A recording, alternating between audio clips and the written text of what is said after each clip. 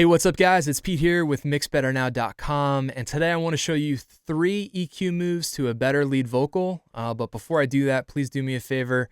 Please hit subscribe, please hit like, and please click on the link. Sign up for the email list over at the website. Grab your swag bag. We got lots of free stuff for you, including the multi-tracks to this session that I'm working in right now. So I have vocals pulled open here. I'm going to play a little bit of the track just so you can hear it. Light slips through the cracks without a sound. Blankets can't cover this empty feeling without you around. The alarm rings loud. All right, so 3 things that I do on just about every lead vocal that I get is I like to use a high pass filter or a low cut filter. Those are both the same thing. High pass means it lets the highs pass through, and a low cut means it is physically cutting the lows. I like to go and look for any muddy frequencies and cut them, and I like to go and look for any boxy or nasally frequencies and cut those as well. So I have an EQ pulled open here. Grab this one.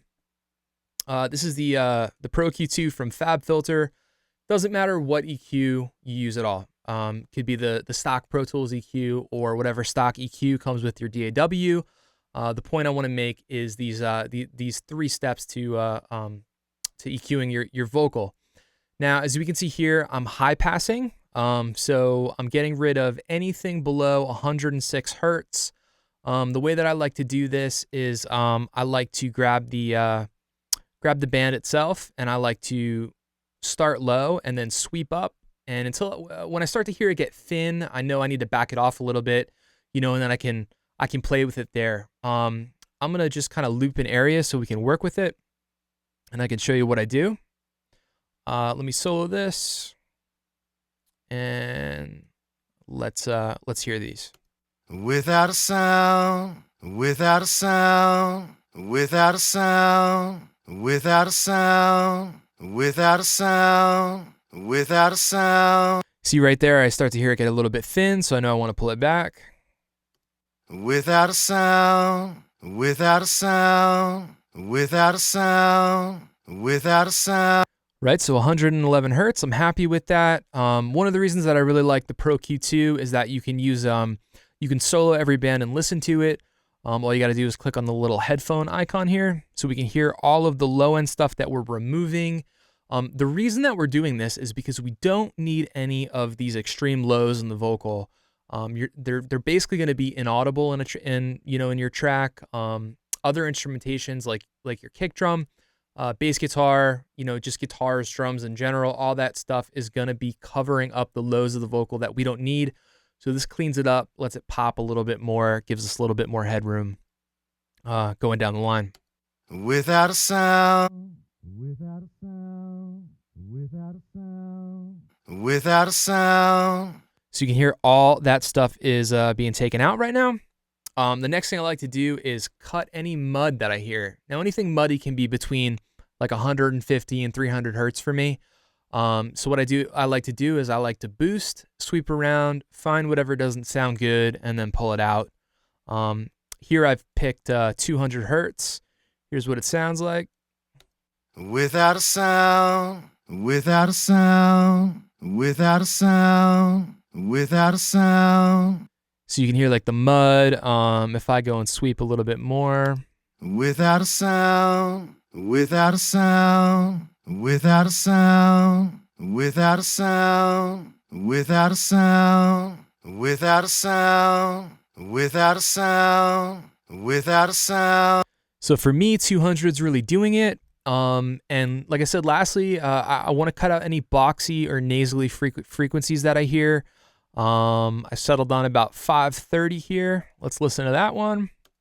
Without a sound, without a sound, without a sound, without a sound, without a sound, without a sound, without a sound, without a sound.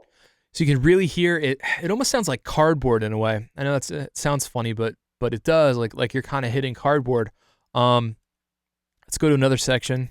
Blankets can't cover this empty feeling without you around. So you really hear like that combination of that nasal, boxy stuff. So we're going to get rid of it. Pull it down. Blankets can't cover this empty feeling without you around. Blankets can't cover this empty feeling without you around. Blankets can't cover this empty feeling without you around.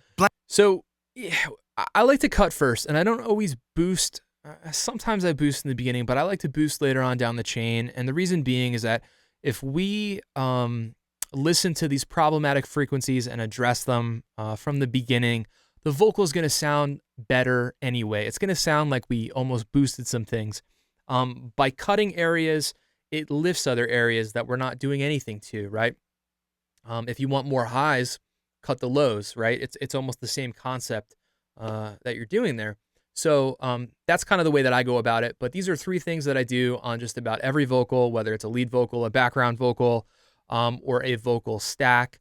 I'm going to play this little snippet again, and I'm going to bypass it in and out. You can hear what these 3 moves are doing to the overall vocal.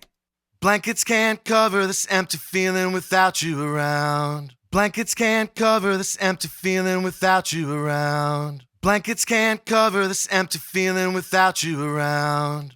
Okay, so just to remember, it doesn't really matter what something sounds like in solo, and I don't always urge people to do things this way, but I like to do this in solo because it lets me really listen and kind of zone in on problematic frequencies in my vocals. So those are the 3 things that I tend to do in just about every vocal. I hope you guys got something from this. Again, my name is Pete from mixbetternow.com. Please do me a favor. Please hit subscribe. Please hit like, and please sign up for the email list and get lots of free goodies, including this session. And I will catch you guys next time. Thanks a lot.